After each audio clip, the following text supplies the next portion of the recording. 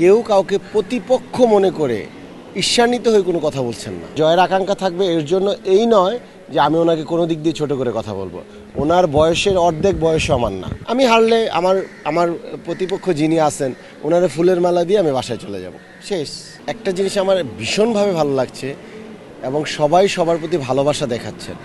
আসলে এইটা কি উপরে উপরে না ভিতরে ভিতরে আমি বুঝতেছি না। যদি এটা একদম ভিতরের হয় তাহলে আমার কাছে ভীষণ ভালো লাগার একটা জায়গা, আর যদি উপরে উপরে হয় তাহলে এটা খুব, এটার তো একটা সময় ফুটে উঠবেই। উপরে উপরে থাকলে ঝগড়া সৃষ্টি করবে বা দলাদলি সৃষ্টি হয়েই যাবে। তবে আমার মনে হয় যে উপরে উপরে না, ভিতরে ভিতরেই। এটা ভীষণ খারাপ লাগে আমার। কারণ কি দেখেন, আপনার একটা গ্রামে যদি মানে ঝগড়া হয় তাহলে ওই গ্রাম পর্যন্তই সীমাবদ্ধ। আর আমরা শিল্পীরা যদি এই এফডিসিতে ঝগড়া হয় বা আমরা যদি কাউকে আঘাত করে একটা কথা বলি, এটা শুধু এফডিসিতে থাকে না, এটা সারা পৃথিবীতে ছড়ায় যায়। এই জন্য আমি বলবো যে বিশেষ করে আমি বলবো, আমার নিজেকে আমি বলবো, আমাদের খুব হিসাব করে কথা বলা উচিত বা বলি।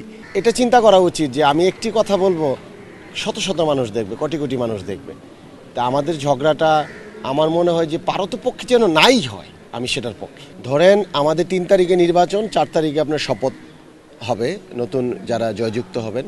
এখানে কোনো হিংসা নাই যে ও দাঁড়াইছিল, ও ফেল করছে আমার সাথে, ওরে একটু ঠকাইতে হবে বা ওর উপরে অবিচার করতে হবে, বা ও আমার এন্ট্রি ছিল, ওর মানে প্রতিশোধমূলক আমি কোনো কিছু দেখি না এখানে। এবং আমাদের মধ্যে প্রতিশোধমূলক কোনো কিছু নেই। নির্বাচন, আমি হারলে আমার প্রতিপক্ষ যিনি আছেন ওনারে ফুলের মালা দিয়ে আমি বাসায় চলে যাব, শেষ। 2 প্যানেলের প্লাস পয়েন্ট আছে, সবাই তো শিল্পী, সবাই ভালো।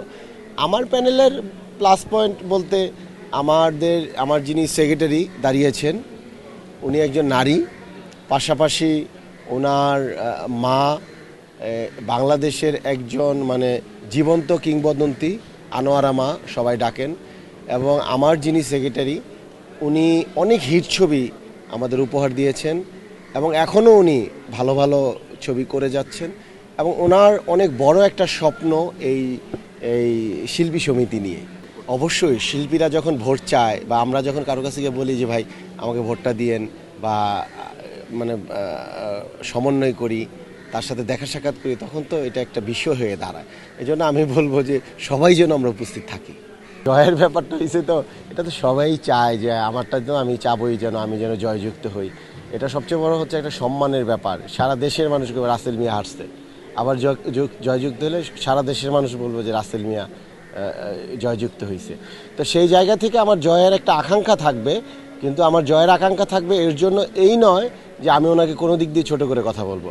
ওনার বয়সের অর্ধেক বয়সও আমার না এবং ইন্ডাস্ট্রিতে ওনার অনেক অবদান, উনিও দাঁড়িয়েছেন আমার সাথে।